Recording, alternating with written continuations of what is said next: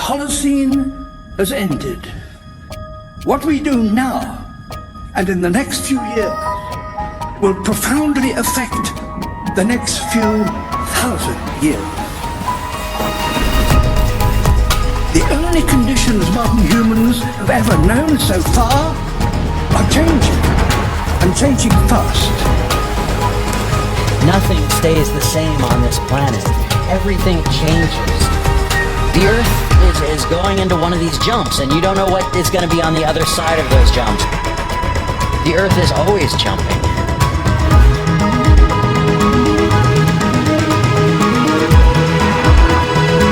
Things move on this planet. Things are not still. Everything is turning.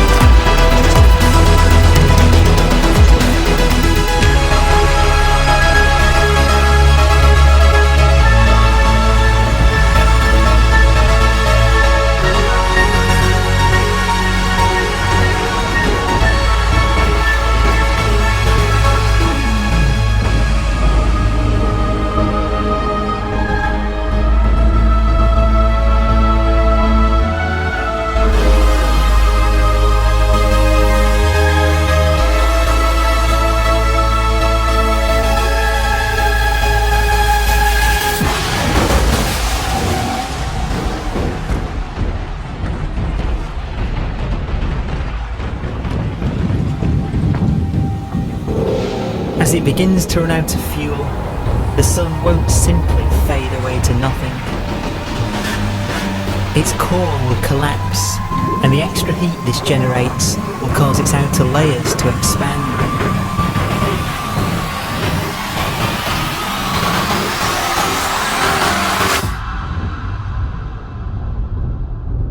The sun is now dead. Its remains slowly cooling in the freezing temperatures of deep space.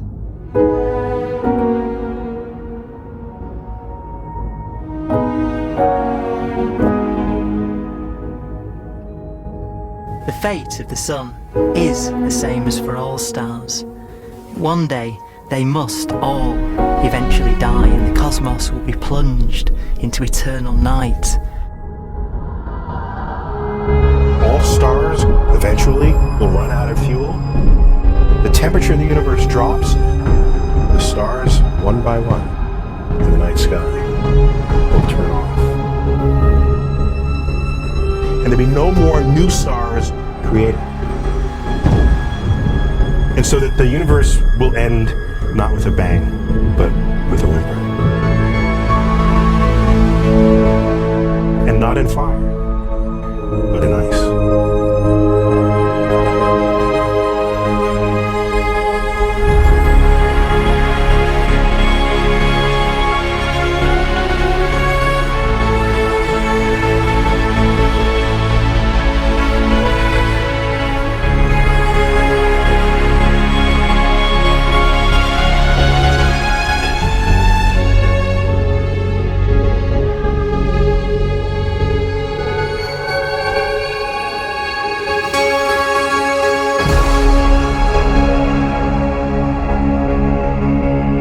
With no fuel left to burn, a white dwarf's faint glow comes from the last residual heat from its extinguished furnace.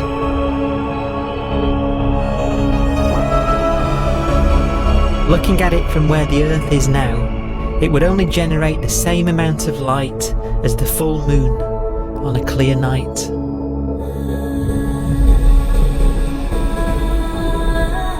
The faint glow of white dwarfs will provide the only illumination in a dark and empty void littered with dead stars and black holes.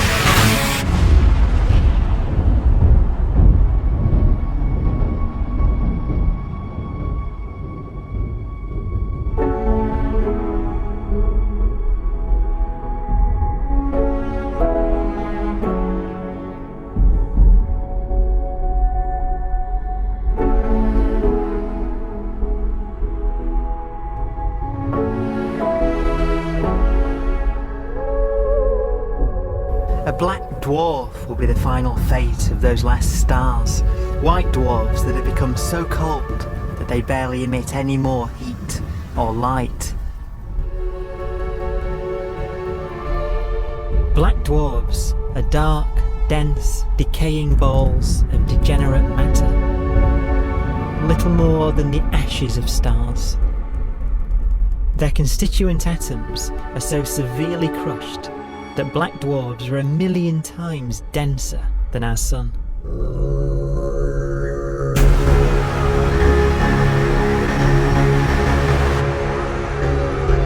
Stars take so long to reach this point. We believe there are currently no black dwarfs in the universe.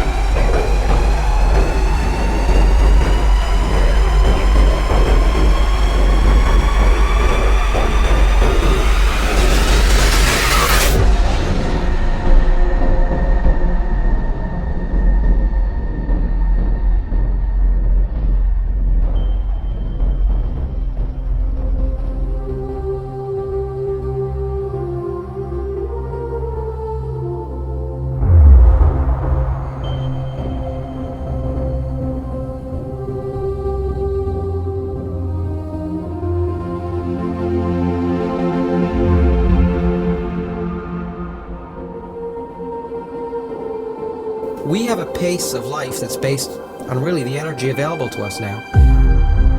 You could imagine living conscious systems which have a very different pace and therefore can extend out at least a lot farther than you'd imagine otherwise. You could have a living system where if it had a thought every 10 trillion years, that would seem normal. Even if our life dies out, one could imagine at some time arbitrarily far in the future, a fluctuation occurs which allows intelligent life to exist again for a little while. So you might have islands in time of intelligence.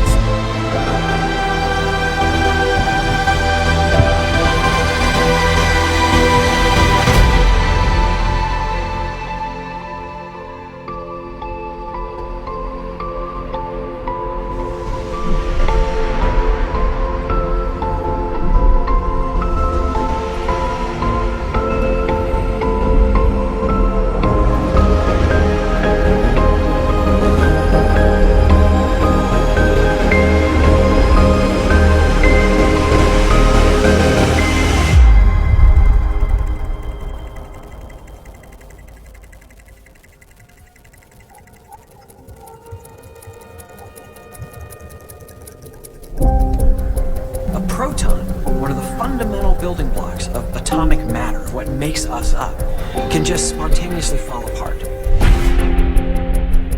Any material that evades the pull of a black hole eventually dies away as its protons disintegrate.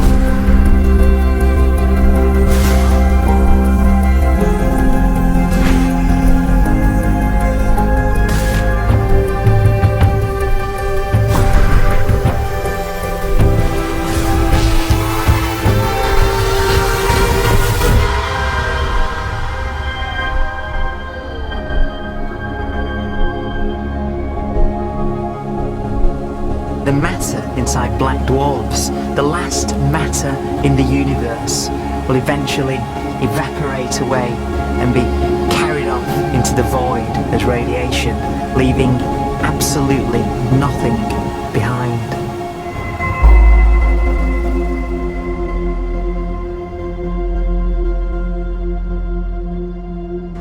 With the black dwarfs gone, there won't be a single atom of matter left. All that will remain of our once rich cosmos will be particles of light and black holes.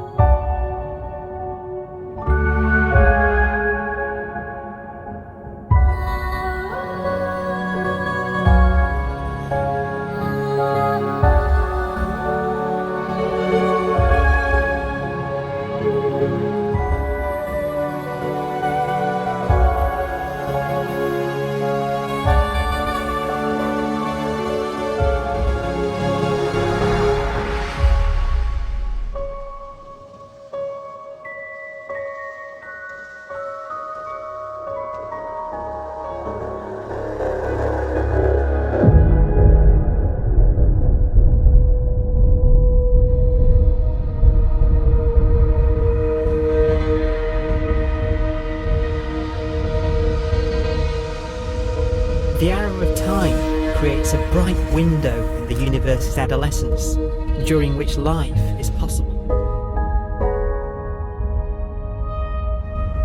But it's a window that doesn't stay open for long. As a fraction of the lifespan of the universe, as measured from its beginning to the evaporation of the last black hole, life, as we know it, is only possible for 1,000th of a billion billion billionth billion billion billionth billion billion billionth of a percent.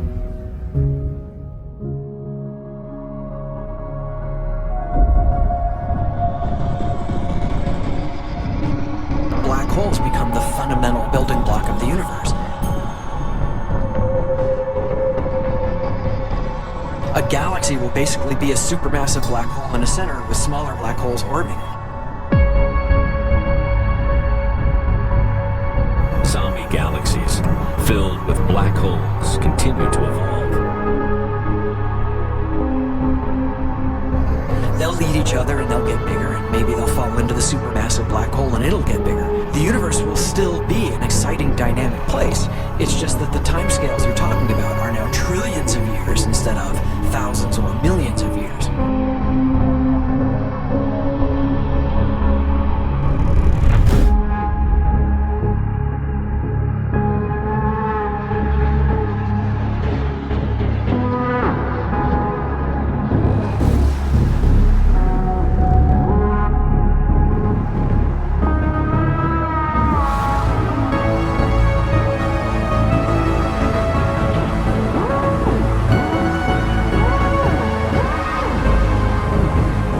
Black holes can bang on space-time like mallets on a drum.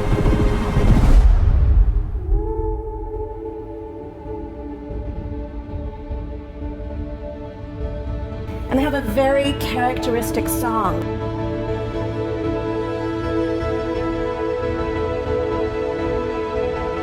Imagine two black holes that have lived a long life together. At the end of their lives, they're going around each other, crossing thousands of kilometers in a fraction of a second. As they do so, they leave behind in their wake a ringing of space, an actual wave on space-time.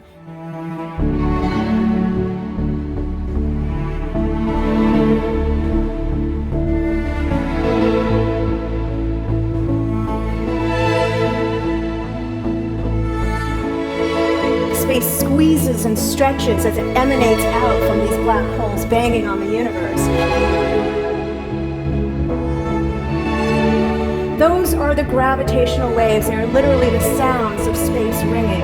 And they will travel out from these black holes at the speed of light as they ring down and coalesce to one spinning, quiet black hole.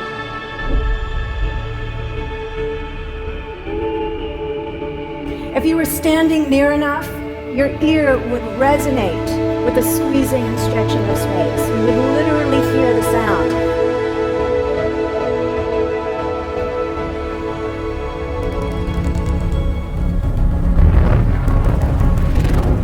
Imagine a lighter black hole falling into a very heavy black hole. The sound you're hearing is a light black hole banging on space each time it gets close.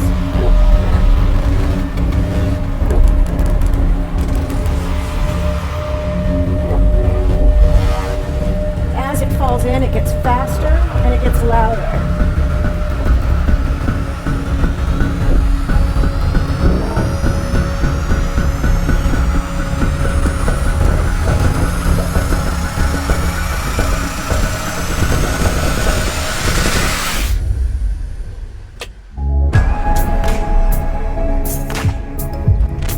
Scientists used to think black holes were immortal, but even these will one day die.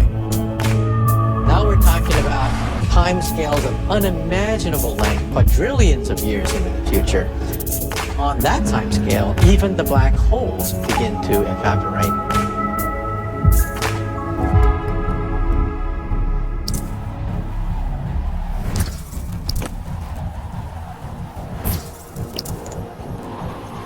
According to quantum mechanics, space is filled with virtual particles, and anti-particles, that are constantly materializing in pairs, separating, coming together again, and annihilating each other.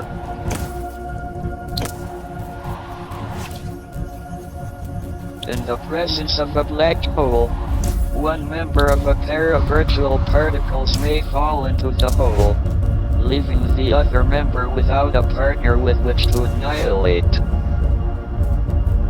The forsaken particle appears to be radiation emitted by the black hole. And so, black holes are not eternal. They evaporate away at an increasing rate until they vanish in a gigantic explosion.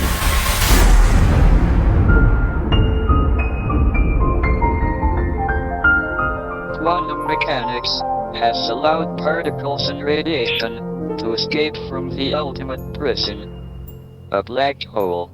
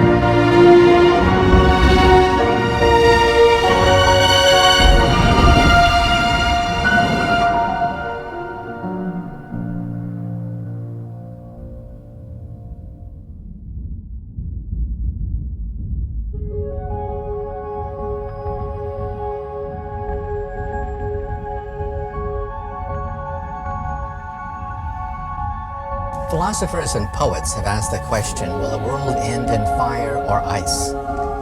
We can now give an answer. The latest evidence shows that the universe is not slowing down, but it's speeding up out of control. And the universe, we think, will die in ice. Trillions upon trillions of years from now. Empty space itself has energy. In every little cubic centimeter of space, whether or not there's stuff, whether or not there's particles, matter, radiation, or whatever, there is still energy, even in the space itself. And this energy, according to Einstein, exerts a push on the universe. What is the weird stuff that's accelerating the universe? We call it dark energy.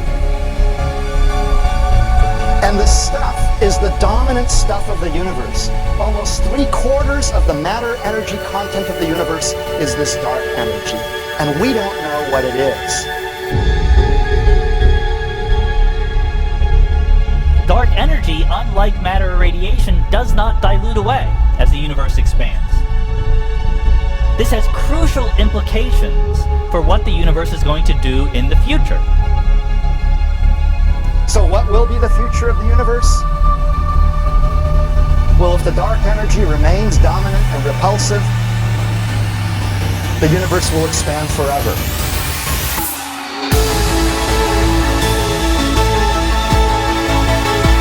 Faster and faster and faster with time. A runaway universe. 70% of the energy of the universe resides in empty space, and we don't understand why. But we do know what will happen. If that energy continues to be there, the universe will become cold and dark and empty. That's the future as it might be. We don't know because we don't yet understand the nature of dark energy. Until we do, we won't know the future. We won't even understand our own origins, and that's why we want to know and study this subject.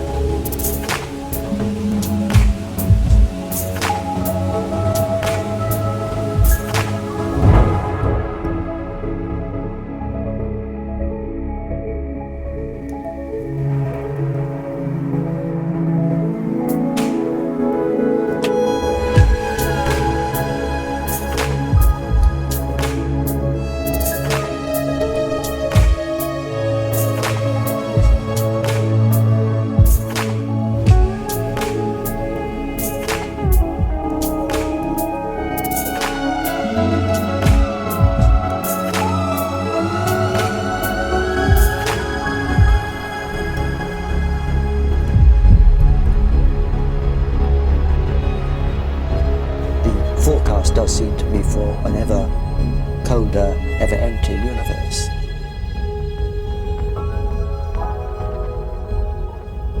But then, of course, we have to ask, could that end lead to a new beginning? And there are ideas whereby what actually is the end of our universe could in some sense be linked to the beginning of a new one.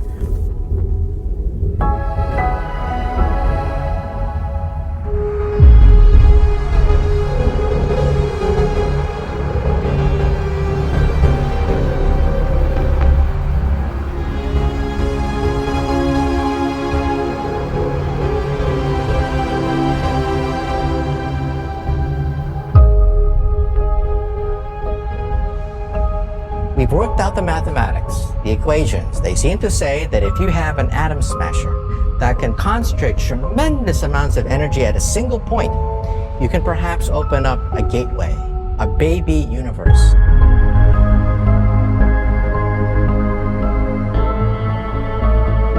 Facing the death of everything there is, this perhaps is their only possibility of escape. And this also raises a very intriguing possibility, sheer speculation of course, that perhaps any universe that has intelligent life in it will create baby universes, will create lifeboats, and proliferate child universes. So an evolution may take among universes in the multiverse. Survival of the fittest may take place. So those universes which do not have intelligent life are infertile. They have no children. But those universes that have mild temperatures, stars like us, would create civilizations that could open up child universes, and they would then proliferate.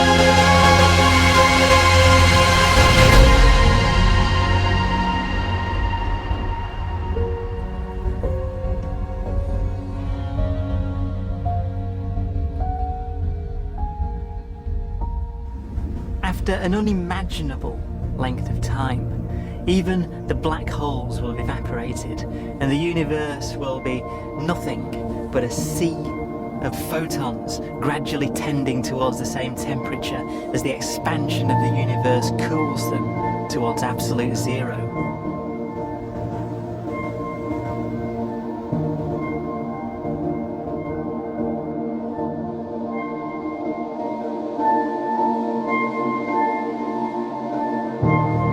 Once the very last remnants of the very last stars have finally decayed away to nothing, and everything reaches the same temperature, the story of the universe finally comes to an end. For the first time in its life, the universe will be permanent and unchanging. Entropy finally stops increasing because the cosmos cannot get any more disordered. Nothing happens, and it keeps not happening forever.